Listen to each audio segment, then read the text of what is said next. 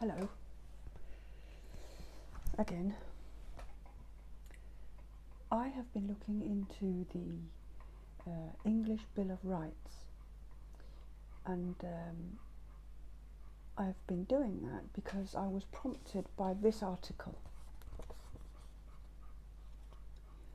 Did Tony Blair repeal the death penalty for treason? The short answer to that is no, he didn't. Although the majority of the British public think he did. Now, to understand all of this, we have to go way back in time to the reign of King James II. I've got a lot of paperwork down here that I'm going to be referring to, and I also will have to be reading from the paperwork verbatim, because a lot of it is extremely important, and it's important that I get it right word for word. So, I'll get comfortable here.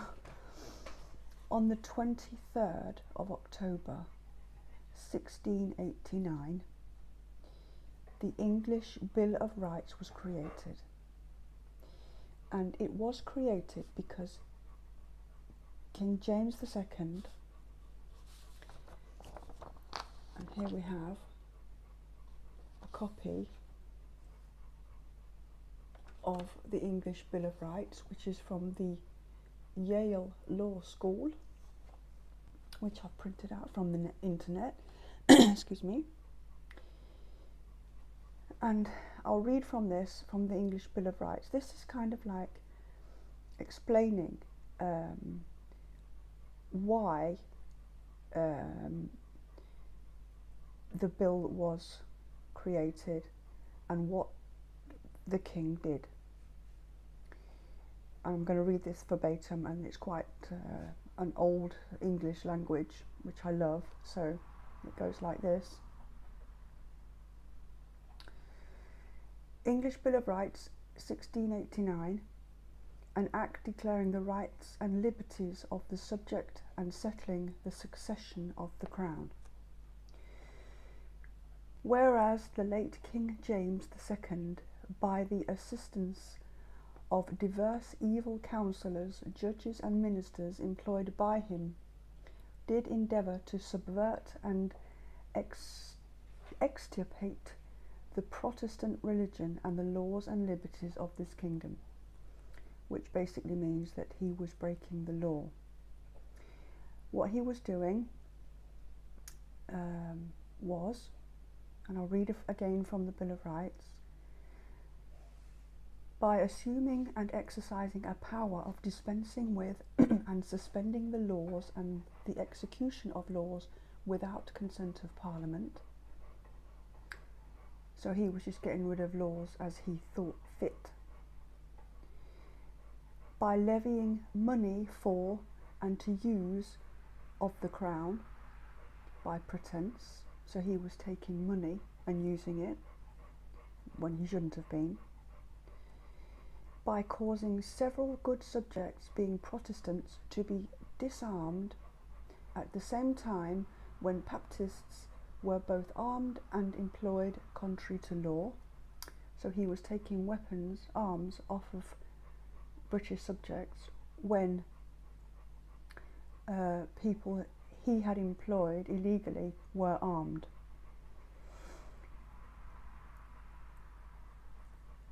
He was requiring excessive bail from persons who had committed crimes. He was requiring excessive fines. He was imposing illegal and cruel punishments.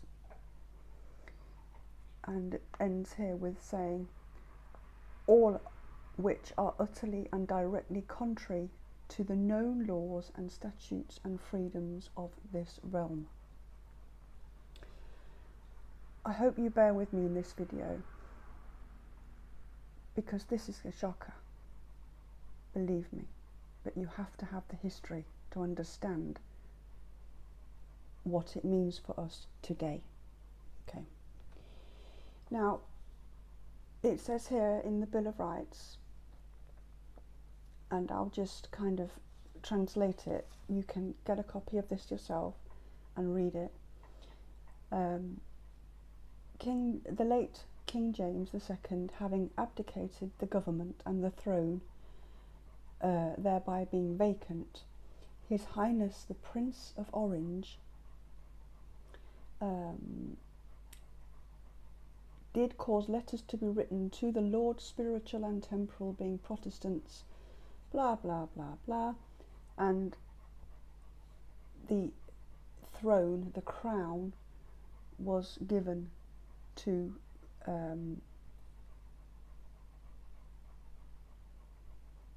the Prince and Princess of Orange, which was William and Mary of Orange. And what William and Mary of Orange did, together with the people of England, they created the English Bill of Rights. And it says here, the last line of this sentence is, on this date, blah blah blah, in 1689, that this bill has been created in order to such an establishment as that their religion, laws and liberties might not again be in danger of being subverted, upon which letters elections have been accordingly made. And the Bill of Rights gives the people of the subjects, say the people of England, rights, their rights, and some of them I'll just name. I won't name them all because we'll be here all night. One of them is that the pretended power of dispensing with laws or the execution of laws by legal authority as it hath been assumed and exercised of late is illegal, which means in English that getting rid of laws or dispensing of the laws as King James II did is illegal. It also gives the subjects, the people, it says here, that the subjects which are Protestants may have arms for their defence suitable to their conditions and as allowed by law, which means the people are allowed to be armed. And another one is that excessive bail ought not to be requested, nor excessive fines imposed, nor cruel and unusual punishments inflicted. I'm thinking a bit about Tommy Robinson there. And the list goes on, all the rights here. Now, this agreement, or this Bill of Rights,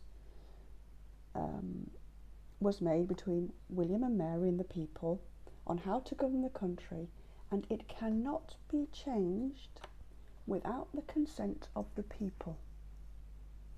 So you keep that in mind just for a minute. It goes on, there's another side here, but you can print it out and read it for yourself. It takes a long time. So that agreement cannot be changed unless the people agree for it to be changed, i.e. there has to be a vote to change it. Go a bit further now. In 1795, the Treason and Seditious Practices Act was enabled. Now, treason means, the definition of treason is crimes committed against one's nation or sovereign. So crimes against the country or the monarch. are punishable by death. And sedition means any person's conduct or speech inciting people to rebel against the authority of a state or monarch. Which means if I incited people right now to say go and kill the Queen, I would be guilty of sedition. So this 1795 Treason and Seditious Practices Act was brought into play. And after that date, several other laws were put in place which cancelled out the previous law. And that is when you hear the word repealed. To repeal something, you take it out and you replace it with something else.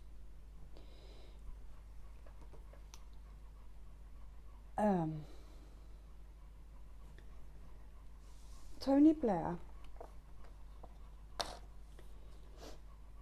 did in 1998 try to repeal the Treasonable and Seditious Practices Act, but he didn't do it. And the only reason he tried to do that was that he knew that he would then get away with being charged with treason against the crown, against his country, his own country. And that is because of all the agreements he made with the European Union. Okay, he has committed treason, but according to him, he repealed the Treason and Seditious Acts law so that he could not be tried for treason. However, there has never ever been a vote of the people to repeal the 1689 English Bill of Rights. Not ever. And remember what I said, that one of these rights is that no one may dispense with laws unless it is approved by the people, which is not. So therefore, Tony Blair did not repeal the Treason and Seditious Practices Act of 1795. People have argued this. I've researched on the internet, and I came up with this nugget.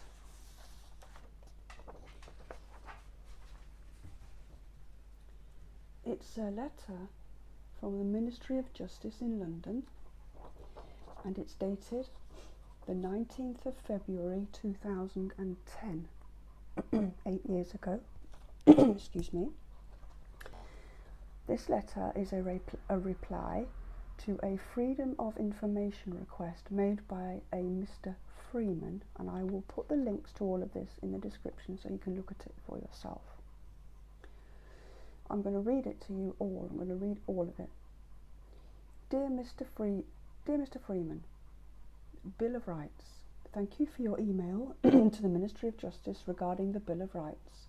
Your email has been passed to my team to consider, as we have responsibility for policy on constitutional matters. The Bill of Rights is an important milestone in the growth of the powers and functions of Parliament, and parts of it are still extant, which means parts of it are still in force. Other parts of it have been repealed. However, the text of the Act still in force can be found on our law database, and it gives an email address.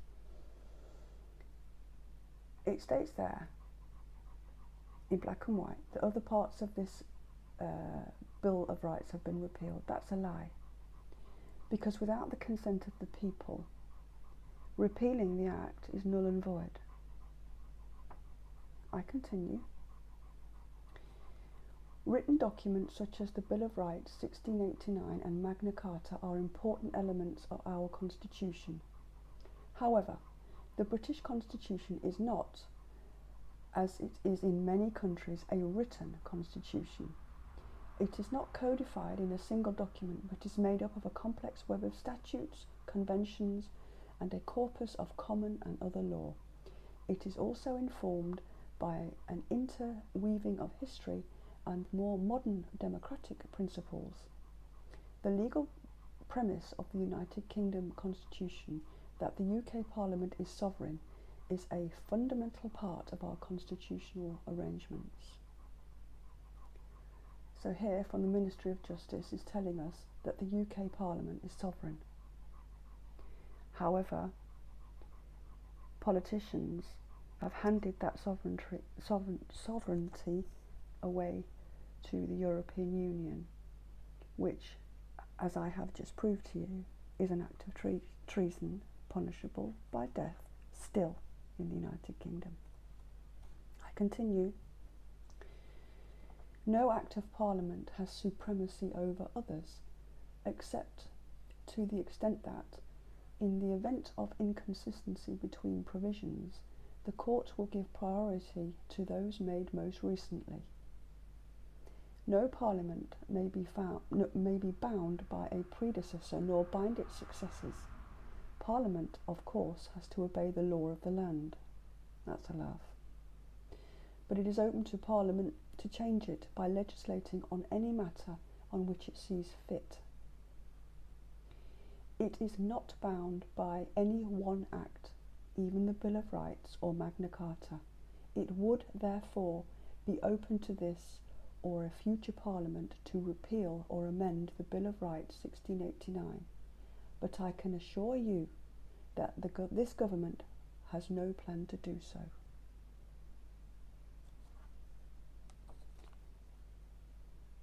That is telling you that the British government is not bound by the Bill of Rights. And that's a lie, because it is. The only way it can't be bound by the Bill of Rights is for the public to vote that the Bill of Rights should be null and void. But no one's ever done that. There's never ever been a vote. Now, remember the date? That was in 2010. Here, in this article, the one I showed you,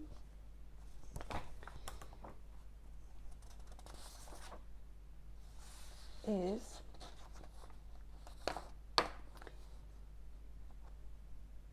another Freedom of Information request, and I'll read it to you.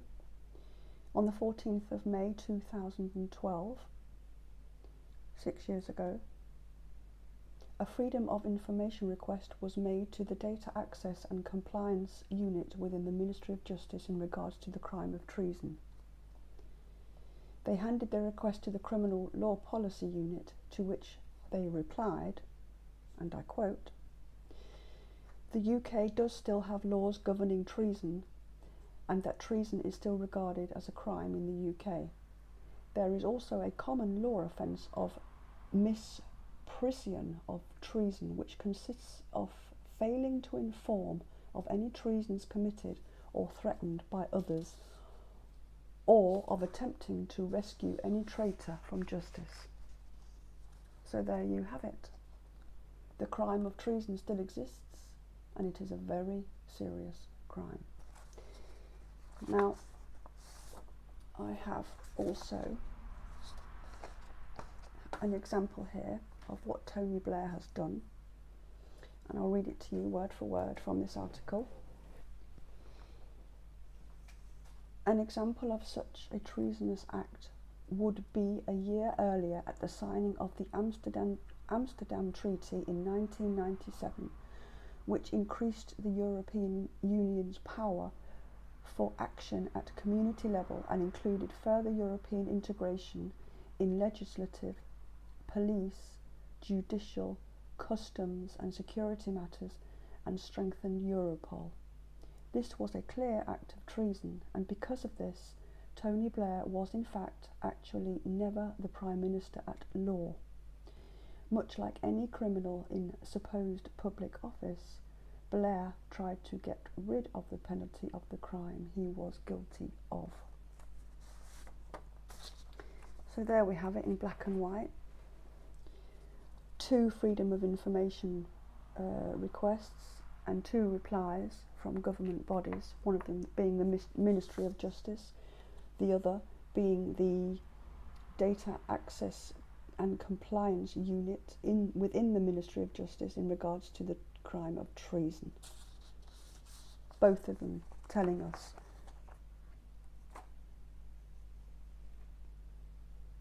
that treason still exists in Britain, but more importantly, you have to remember that date, the Bill of Rights 1689, because no vote was ever taken by members of the public in the United Kingdom to repeal that law, and it still stands. Hope you found that useful. Bye.